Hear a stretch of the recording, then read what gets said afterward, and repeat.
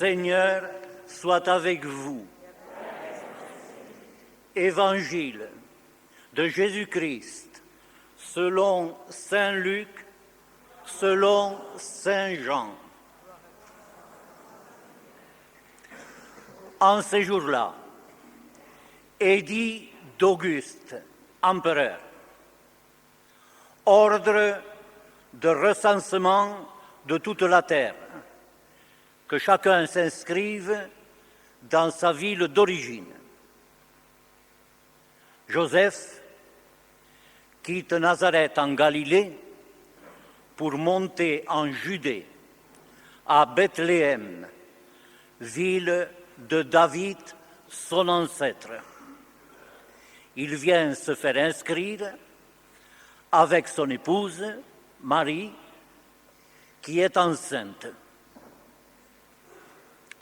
Pendant leur séjour, arrivent les jours où elle doit enfanter. Et elle met au monde.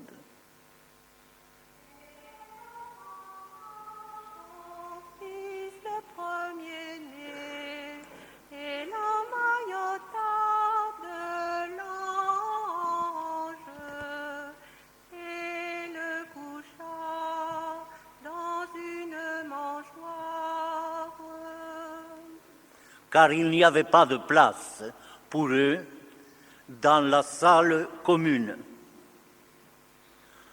Aux environs, des bergers passent la nuit dans les champs pour garder leurs troupeaux. L'ange du Seigneur s'approche, la gloire du Seigneur les enveloppe de sa lumière. Ils sont transis de crainte. L'ange leur dit: n'ayez pas peur. Je viens vous annoncer la bonne nouvelle, grande joie pour le peuple tout entier. Aujourd'hui, vous est né un sauveur. C'est dans la ville de David, c'est le Messie, le Seigneur. Et voici le signe qui vous est donné. Vous trouverez un enfant nouveau-né, emmailloté de l'ange et déposé dans une mangeoire. Soudain, avec l'ange, une troupe du ciel, innombrable, louant Dieu, gloire à Dieu dans les cieux, sur terre, paix aux hommes, Dieu les aime.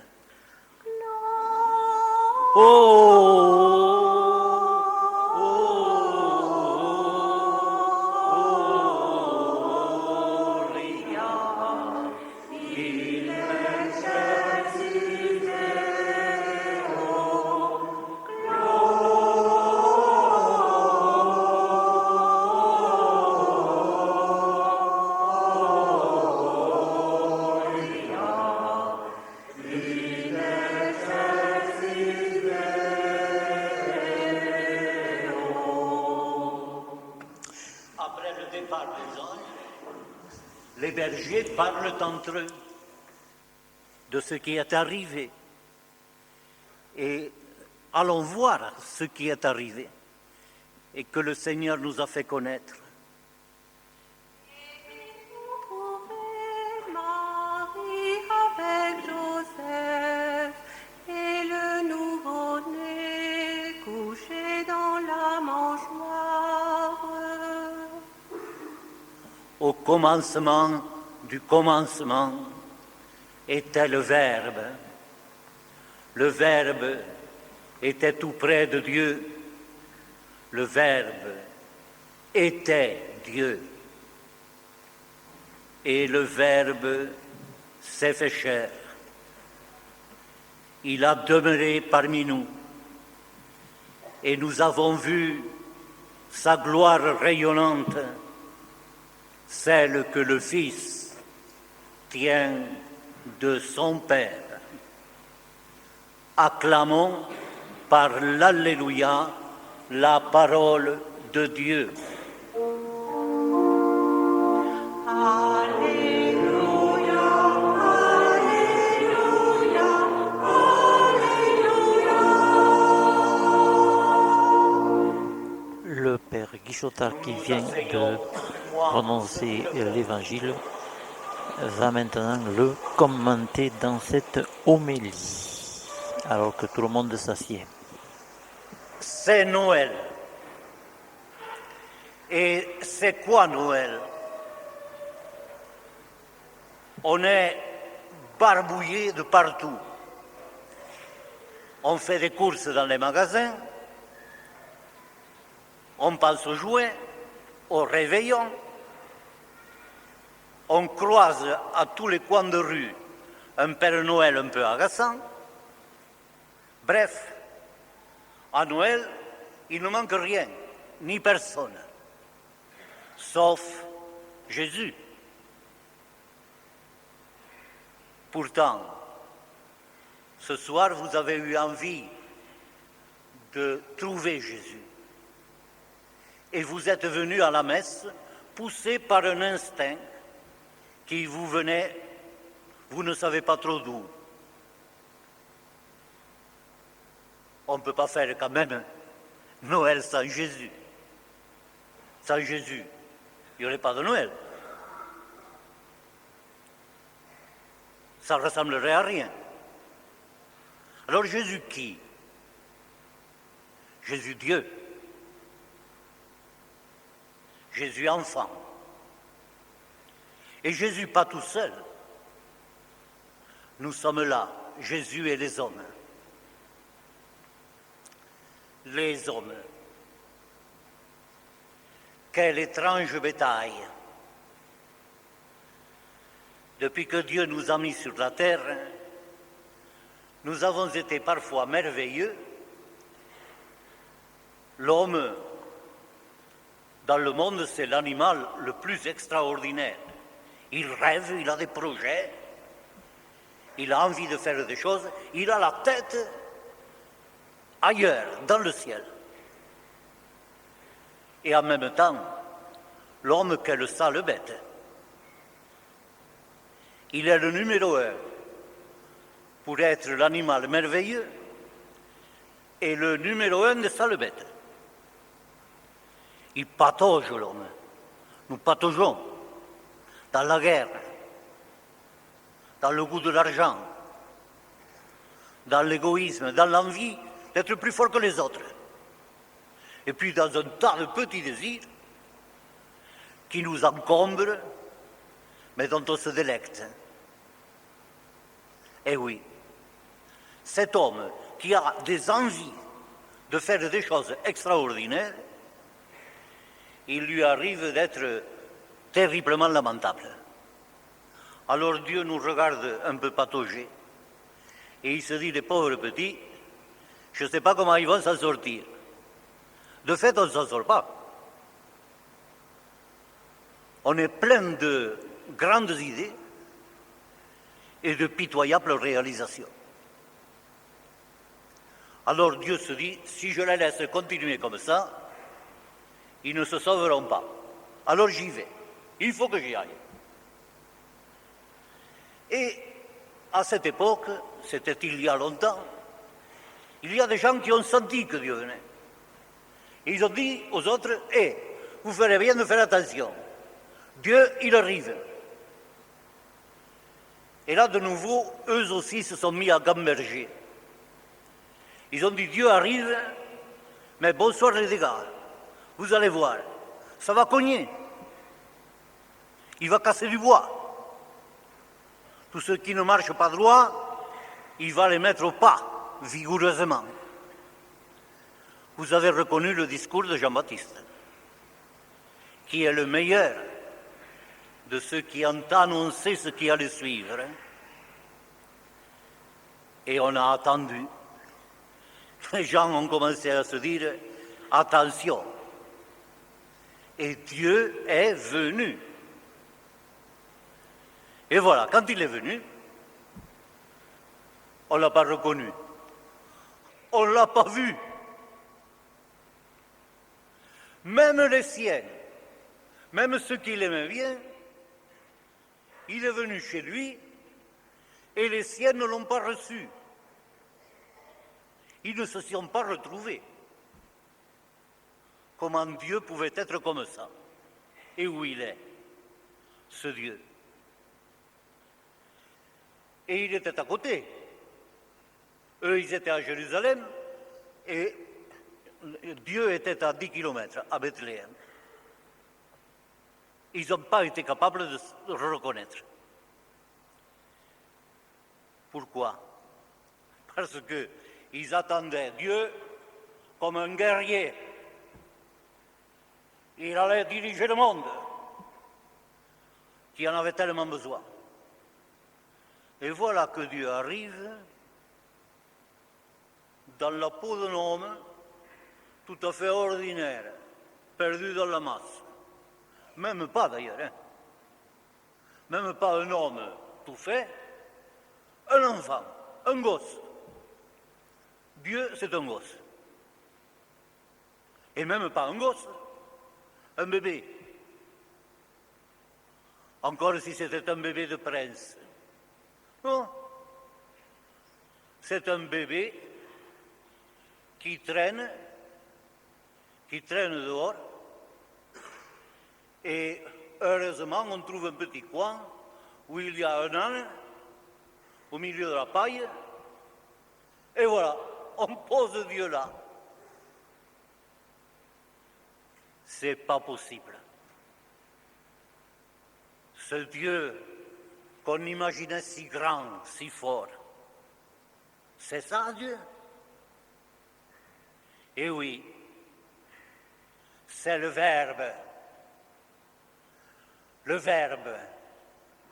l'image de Dieu, la copie conforme, le Fils de son Père. Il a tous les traits de son Père. Et il est cette petite chose humaine qui a commencé dans le corps de Marie et qui vient de sortir là, tout désarmé, comme un bébé qui vient au monde. Le Verbe, l'absolu de Dieu, celui sans qui le soleil et les étoiles n'existeraient pas, celui qui était au commencement des commencements, c'est lui.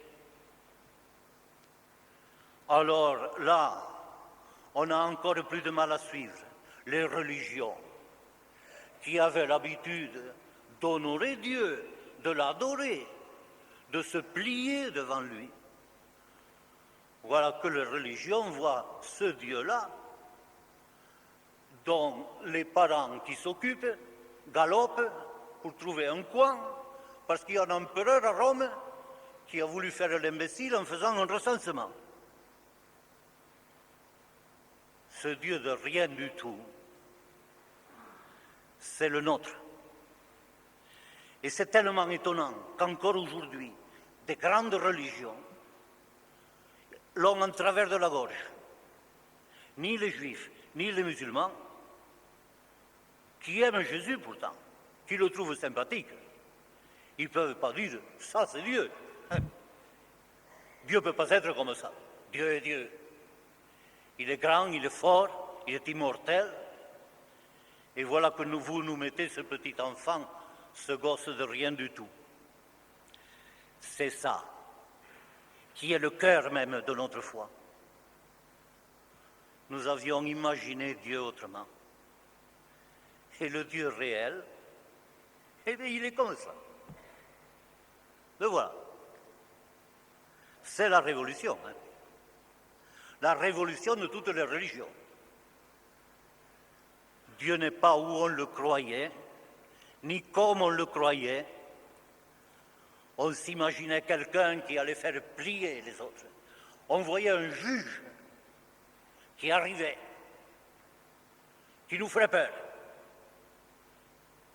Et on a simplement un enfant, un bébé de rien, qui pleure pour qu'on le prenne dans ses bras. Dieu veut que nous soyons ceux qui l'aiment, pas ceux qui le craignent.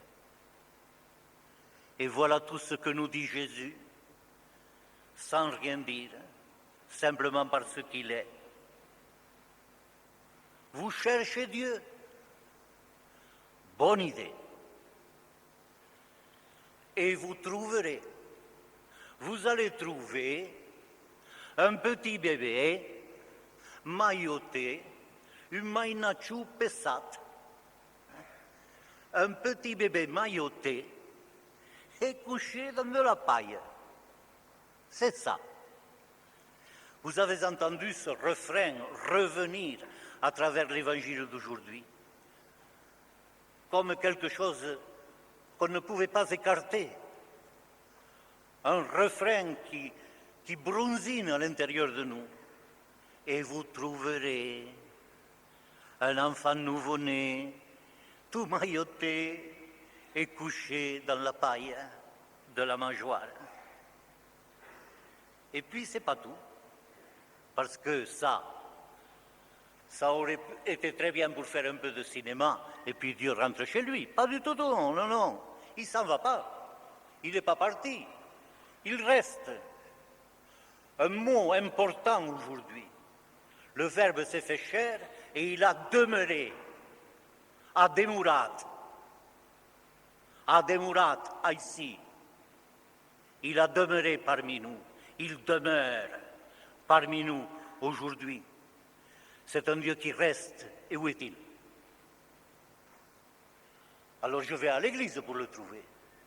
Il y est. Et même dans ce qui fait le cœur de l'église, je le sens frémir. Quand je suis à la messe, j'entends que le prêtre parle au nom de Jésus en disant « Ceci est mon corps d'homme qui est Dieu. » Et qu'est-ce que je vais faire? Plonger le nez dans la poussière? Non, il dit, mange-moi. Prends-moi, mange-moi. Et tout à l'heure, quand nous irons à la communion, et si tant soit peu votre cœur vous y porte, allez-y. Même si vous n'êtes pas tout à fait au point. Personne n'est au point. Allez, prenez-le, non pas dans vos bras, dans votre corps, car c'est là que Dieu demeure. Et si je regarde un peu plus, si j'écoute un peu mieux, je l'entends me dire « Donne-moi ce que tu es. Je ne te demande pas de me prendre pour compagnon. Je te demande l'entrée de chez toi, de ta vie. Tu ne vis plus pour toi, tu vis pour moi maintenant. Et j'ai le Christ, ce Christ, le Verbe fait chair, je l'ai dans ma peau. Il me prend du dedans, il m'habite. Et ça m'est bien égal qu'on ne trouve pas pour lui de la place dans la salle commune, dans l'espace public. Aujourd'hui, franchement, on ne sait pas quoi faire pour tenir Jésus à l'écart de l'espace public. Et qu'est-ce que ça fait? Il connaît ça. Il y a longtemps que ça lui arrive. Et à ce moment-là, on le met à la cave. Il va à la cave. Il va dans ma cave, dans le creux de ma vie. Il m'habite.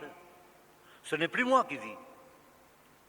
C'est le Christ qui vit en moi. Je suis pour lui une incarnation qui continue, une humanité de plus, si je veux. Voilà ce qui est mon destin. Et aujourd'hui, ce jour de Noël, je ne suis pas en train de me raconter des histoires ou de regarder une belle histoire. Je suis en train de vivre mon histoire, qui est la sienne. On est inséparables désormais, puisqu'il m'habite et qu'il est à l'intérieur de moi comme quelque chose qui germe. Pitoyable que je peux être, médiocre que je suis, le Christ m'habite. Je porte Dieu. Moi, prêtre, mais ses enfants, mais vous, n'importe qui. Le Christ poursuit son œuvre mystérieuse et souterraine et profonde au plus creux de chacun de nous. Il est descendu dans nos caves intérieures. Et là, il monte doucement. Et ce jour de Noël, je disais, c'est sa fête, la fête de sa naissance, mais c'est la mienne.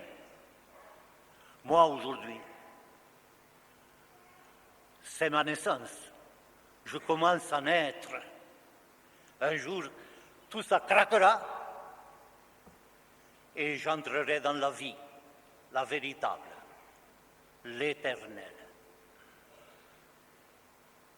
Voilà ma joie, voilà Noël.